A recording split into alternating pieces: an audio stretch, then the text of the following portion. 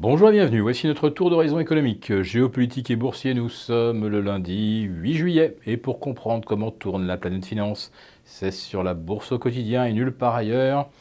Et l'épisode du jour s'intitulera L'homme qui nous a fait rater les 3000. Ouais, je vous parle bien des 3000 sur le S&P. A priori, c'était quasiment joué d'avance, à moins d'une très mauvaise surprise sur le chiffre mensuel du chômage. Alors bon, c'est vrai que ce n'était pas vraiment idéal. 224 000 créations d'emplois contre 150 à 160 000 attendus. Ça fait 50% de plus. Mais comme on avait eu 2 jours auparavant, une enquête ADP qui n'avait recensé que 102 000 nouvelles créations d'emplois. On peut dire que la moyenne entre les deux, c'était aux alentours de 150, 160, pas exactement ce que l'on anticipait.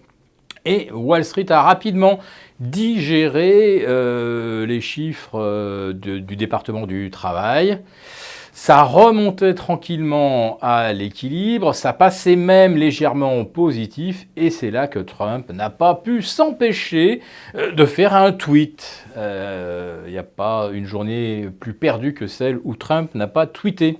Et là, c'était pour dire que décidément, les médicaments, ils coûtent trop cher, les laboratoires s'en mettent plein les poches, je vais limiter le prix des médicaments.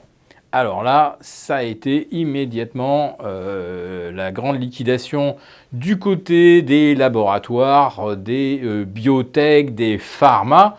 Et ce secteur à lui seul a plombé aussi bien le Nasdaq avec des moins 3,6 sur Regeneron, moins 2,6 sur Vertex, Biomarine, le S&P plombé donc par celle que je viens de citer, plus les géants comme Merck, Pfizer, Eli Lilly à moins 1,5%.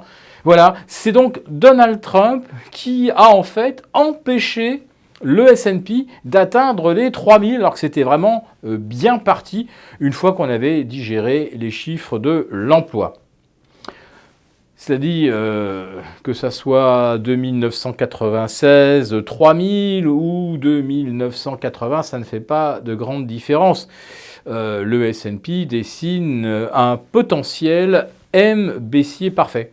Pour le Nasdaq, alors là c'est fantastique, entre le 29 avril et le 5 juillet, on a fait 8176, 8172, et puis on est retombé à cause de Donald Trump.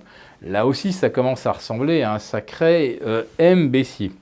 Mais on peut même en voir un encore plus impressionnant, c'est celui qui tiendrait compte des sommets du mois de mai 2018. Donc on aurait en fait un super M et avec une deuxième patte à double sommet. Enfin, ça pourrait constituer pour le moyen long terme un signal de retournement. Mais n'importe quel chartiste, même complètement néophyte, a bien sûr repéré cette figure. C'est tellement évident que, à l'évidence, ça ne va pas déboucher sur une correction.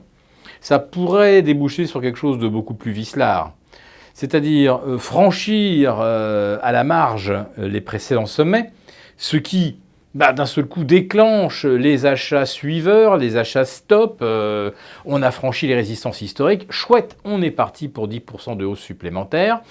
On a donc là 2, 3, 4% de hausse au-delà des précédentes résistances. Et puis d'un seul coup, pouf, ça retombe. Et là, il faudra regarder soit en hebdomadaire, soit en mensuel, parce que c'est là qu'il faut regarder en fait si on fait ou pas des doubles sommets. C'est-à-dire qu'on peut très bien aller chercher lundi, mardi, mercredi un nouveau sommet historique et décrocher le jeudi soir, le vendredi, et revenir en fait au niveau de la semaine précédente et annuler ainsi les signaux techniques haussiers. C'est un petit peu ce genre de scénario que je redoute, car il est tellement facile aujourd'hui de manipuler les marchés. Alors certes, tout le monde a vu le M baissier, mais tout le monde pense comme moi, c'est un piège. Personne ne va donc se mettre vendeur. On n'anticipe jamais une tête-épaule ou un MBC. On attend qu'il s'enclenche et puis on commence à vendre dès qu'on a cassé les premiers supports. Donc personne ne va vendre, même si on est au plus haut. Alors si derrière, on a des gens qui payent, à ce moment-là, si on franchit les records, là, il n'y a plus personne pour vendre. Au contraire, tout le monde se met acheteur. Voilà un petit peu ce qui pourrait nous arriver. Alors il y a quand même un bémol. On a vu les taux remonter vendredi aux États-Unis, au-delà de 2%. Alors si les taux se retendent un peu, ça va abîmer la prime de risque des actions. Et puis il y a surtout quelque chose dont les opérateurs devraient tenir compte, c'est la baisse de 2,2% des commandes à l'industrie allemande, la chute du moral des milieux d'affaires en France. On est retombé pratiquement au plus bas depuis 2013. On a également une chute des exportations en Corée. Et puis, on a des signaux de ralentissement autres aux États-Unis, pas vraiment au niveau des créations d'emplois, mais également au niveau des ISM et au niveau de la consommation. Donc pour l'instant, les probabilités de voir la Fed réagir fortement fin juillet sont nulles. Le consensus est donc 0,25 points de baisse. Et quelle efficacité sur l'économie? Strictement aucune.